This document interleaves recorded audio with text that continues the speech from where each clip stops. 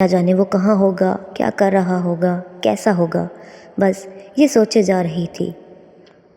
مجھے اس استقبال میں کوئی دلچسپی نہیں تھی۔ میں تو بس یہ سوچ رہی تھی کہ کب یہاں سے جان چھوٹے اور میں ذوحان سے ملنے جاؤں۔ اس نے بتایا تھا کہ اس کی طبیعت بہت خراب ہے، مگر اس نے یہ بھی کہا کہ آج ہم ضرور ملیں گے۔ مگر جب گاڑی سے نکلنے والے شخص کا چہرہ دیکھا، جب وہ میرے قریب آیا تو میں حیران رہ گئی۔ وہ اور کوئی نہیں، ذوحان تھا، جسے دیکھ کر میں تو کیا، پورا کا پورا اسٹاف، سب سے زیادہ مینیجر حیران ہوئے۔ سب سے مل کر ذوحان اپنے آفس میں چلا گیا، اپنے کیبن میں، اور پھر اس نے سارے اسٹاف کو اپنے کمرے میں آنے کا کہا، جس پر ہم سب اس کے آفس میں چلے گئے۔ باری باری وہ سب سے مخاطب ہوا۔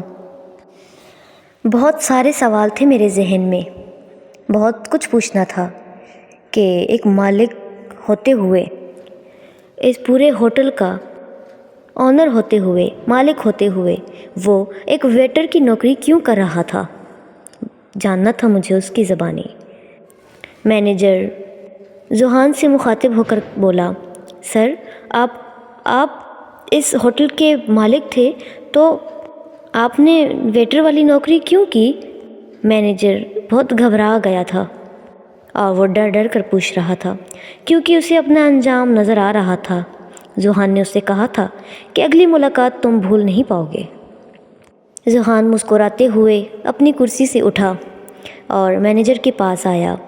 اس کا گریبان سیٹ کرتے ہوئے، کندھوں کو تھپ تھپاتے ہوئے کہا کہ جناب، میں نے یہ سب کیا ہی اسی لیے، میں دیکھنا چاہتا تھا کہ میرا اسٹاف کیسا ہے، کام کیسا چل رہا ہے، کوئی غلطی تو نہیں ہے، یا کچھ غلط تو نہیں ہو رہا میرے ہوٹل میں۔ جناب، باقی سب تو ٹھیک ہے، مگر آپ کا ریکارڈ کچھ خاص پسند نہیں آیا مجھے۔ جس پر مینیجر بہت زیادہ گھبرا گیا اور معافی مانگنے لگا۔ مجھے معاف کر دیں، آئندہ آپ کو شکایت کا موقع نہیں ملے گا۔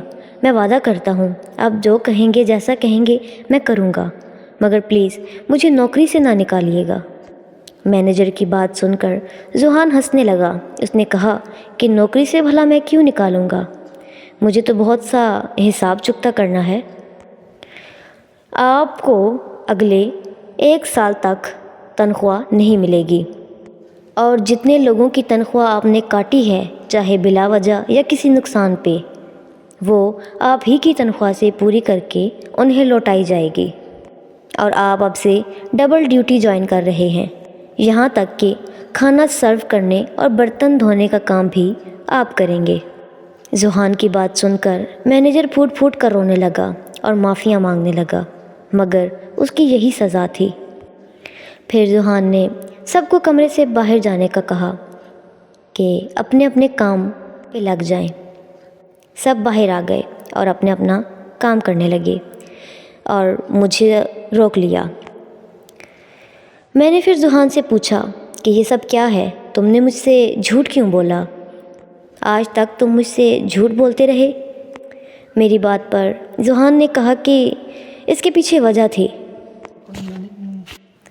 وجہ ایک تو یہی جو میں نے بتائی کہ مجھے اپنا اسٹاف دیکھنا تھا کہ کیسا کام کر رہا ہے، کہ یہاں کچھ غلط تو نہیں ہو رہا، اور ایک مینیجر میں ہی غلطیاں تھیں جو کہ اب دور ہو گئی ہیں۔ اور دوسرا مقصد یہ تھا کہ میرے بابا کتنے ٹائم سے میرے پیچھے لگے ہیں کہ شادی کر لو، شادی کر لو، مگر مجھے کوئی پسند ہی نہیں آتی تو میں کیا کرتا؟ جو بھی مجھ سے شادی کرنا چاہتی وہ یہی دیکھ کر کرتی کہ فیملی بیک گراؤنڈ کیسا ہے، دولت کتنی ہے، کام کیا کرتا ہے، ہوٹل کا مالک ہے، وغیرہ وغیرہ۔ مگر مجھے اس اسٹیٹس پہ شادی نہیں کرنی، مجھے کسی ایسی لڑکی سے شادی کرنی تھی جو کہ صرف مجھ سے محبت کرے، جو صرف مجھے جانتی ہو، اور وہ تم تھی۔ تم نے صحیح کہا تھا کہ محبت کرنے کے لیے دولت کا ہونا نہیں، کردار کا ہونا ضروری ہے، اور مجھے خوشی ہوئی کہ تمہیں میرا کردار ایسا لگا کہ مجھ سے محبت کر سکو۔ میں تمہیں پہلے بھی یہ حقیقت بتا سکتا تھا، مگر میں ایسے بتانا نہیں چاہتا تھا۔ تمہاری محبت واقعی بہت سچی ہے، تم واقعی دل کی صاف اور نیت کی سچی ہو، مجھے تم واقعی میں بہت پسند ہو اور بہت جلد ہماری شادی ہو جائے گی۔ یہ سن کر میں مسکرانے لگی اور پھر ایسا ہی ہوا، ہماری شادی ہو گئی۔ میری امی اور بہنیں بھی بہت خوش تھیں، وہ بھی ہمارے ساتھ ہی رہنے لگی۔ میری زندگی بہت خوبصورت ہو چکی ہے، میں بہت خوش ہوں۔ آج واقعی سب کچھ ٹھیک ہو چکا ہے۔ پیارے دوستوں، محبت واقعی دولت سے نہیں، دل سے اور مضبوط کردار سے ہوتی ہے۔ جو انسان آپ کی عزت نہیں کر سکتا وہ محبت کے بھی قابل نہیں۔